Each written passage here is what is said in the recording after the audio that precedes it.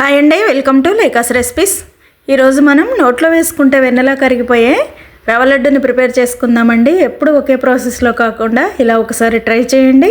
చాలా బాగుంటాయి. చాలా సాఫ్ట్గా జ్యూసీగా ఉండే ఈ రవ్వ లడ్డుని చాలా సింపుల్ ప్రాసెస్లో మనం ప్రిపేర్ చేసుకోవచ్చు. చూసారా ఎంత సాఫ్ట్గా ఉన్నాయో. ఇవి ఒక్కసారి ప్రిపేర్ చేశారంటే మళ్ళీ మళ్ళీ ఇలాగే చేసుకోవాలి అనిపిస్తుంది, అంత బాగుంటాయి. దీనికోసం ముందుగా ఒక గిన్నెను తీసుకొని అందులోకి 1 కప్పు బొంబాయి రవ్వని వేసేసుకొని ఇప్పుడు ఇందులోకి 1 కప్పు చిక్కటి పాలని వేసుకోవాలి. పాలు ఎంత చిక్కగా ఉంటే మనకి లడ్డు కూడా అంత కమ్మగా ఉంటుందన్నమాట. ఇలా వేసేసుకొని స్పూన్తో ఒకసారి బాగా కలుపుకోవాలి.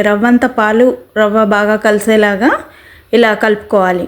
ఇలా కలుపుకొని ఇప్పుడు దీని మీద మూత పెట్టుకొని ఒక ½ అన్ అవర్ పాటు బాగా నాననివ్వాలి. ఇలా నానబెట్టిన తర్వాత ½ అన్ అవర్కి ఒక కడాయి పెట్టుకొని ఇప్పుడు అందులోకి 3 టేబుల్ స్పూన్ల నెయ్యిని వేసేసుకొని నెయ్యి కొంచెం వేడెక్కగానే మీ దగ్గర ఏవి ఉంటే అవి డ్రై ఫ్రూట్స్ని వేసుకోవచ్చు అండి. నేనైతే కిస్మిస్, కాజు, బాదం, పిస్తా అన్నిటినీ కూడా చిన్న ముక్కల్లాగా కట్ చేసుకొని ఒక ½ కప్పు వేసేసుకున్నాను.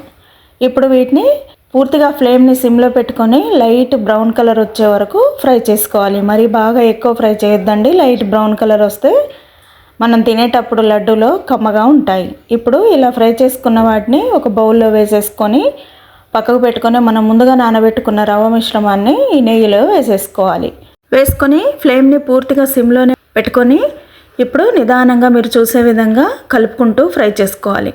రవ్వ ఎలా ఫ్రై చేసుకోవాలి అంటే పూర్తిగా రవ్వలాగా అయ్యేలాగా ఫ్రై చేసుకోవాలి. ఇదంతా కూడా కొంచెం ముద్దగా ఉండింది కదండి, విడివిడిగా అయ్యే వరకు ఫ్రై చేసుకోవాలి. ఇలా పూర్తిగా విడివిడిగా అయిన తర్వాత ఒక 3 టేబుల్ స్పూన్ల ఎండు కొబ్బరిని వేసుకోవాలి. ఎండు కొబ్బరి నేను ఇంట్లోనే పట్టానండి. పైనంత బ్రౌన్ పార్ట్ అంతా తీసేసి మనం చిన్న ముక్కల్లాగా కట్ చేసుకొని మెత్తగా గ్రైండ్ చేసుకోవాలి.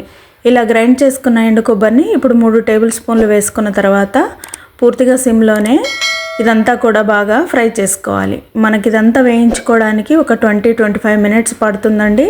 ఇలా నిదానంగా లో ఫ్లేమ్లో వేయించుకుంటేనే మనకి లడ్డు అనేది కమ్మగా ఉంటుంది, చాలా సాఫ్ట్గా కూడా ఉంటుంది. ఇలా వేయించుకున్న తర్వాత ఇప్పుడు ఇందులోకి ½ టీ స్పూన్ ఇలాచీ పౌడర్ని వేసుకోవాలి. ఇది చక్కెరలో వేసి పట్టింది కాబట్టి కొంచెం తెల్లగా ఉండిందండి. ఇలా వేసేసుకొని ఇప్పుడు ఇదంతా కూడా బాగా కలుపుకొని పూర్తిగా ఫ్లేమ్ని ఇప్పుడు ఆఫ్ చేసేయాలి. ఇది పూర్తిగా వేగిపోయిందండి. ఇలా వేయించుకున్న తర్వాత ఇప్పుడు ఫ్లేమ్ ఆఫ్ చేసేసి ఈ రవ్వ మిశ్రమాన్ని అంతా కూడా పక్కకు పెట్టుకొని చల్లార్చుకోవాలి. ఇప్పుడు వేరొక జార్ తీసుకొని అందులోకి ½ కప్పు షుగర్ని వేసుకొని ఇలా మెత్తగా గ్రైండ్ చేసుకోవాలి. చాలా మెత్తగా గ్రైండ్ చేసుకొని పక్కకు పెట్టుకోవాలి. ఒకవేళ 1 కప్పుకి 3/4 కప్పు నోటి నిండా స్వీట్ తినేవాళ్ళైతే 1 కప్పుకి 3/4 కప్పు వేసుకోవచ్చు అండి. నేనైతే ½ కప్పు వేసేసి గ్రైండ్ చేసుకొని పక్కకు పెట్టుకున్న తర్వాత ఇప్పుడు వేరొక గిన్నెను తీసుకొని అందులోకి ఈ రవ్వ మిశ్రమాన్ని వేసేసి డ్రై ఫ్రూట్స్ని కూడా వేసేసిన తర్వాత ఇప్పుడు మనం ముందుగా గ్రైండ్ చేసుకున్న చక్కెర పౌడర్ని కూడా వేసేసుకొని ఇప్పుడు కొంచెం గోరువెచ్చగా ఉండింది కాబట్టి స్పూన్తో ఒకసారి బాగా కలుపుకోవాలి. ఇప్పుడు ఇలా కలుపుకోవడం వల్ల మనకి రవ్వ, చక్కెర అంతా కూడా బాగా కలిసిపోతుంది. ఇందులో కొంచెం ఎక్కువ డ్రై ఫ్రూట్స్ వేసుకుంటే లడ్డు కూడా చాలా కమ్మగా ఉంటుందండి.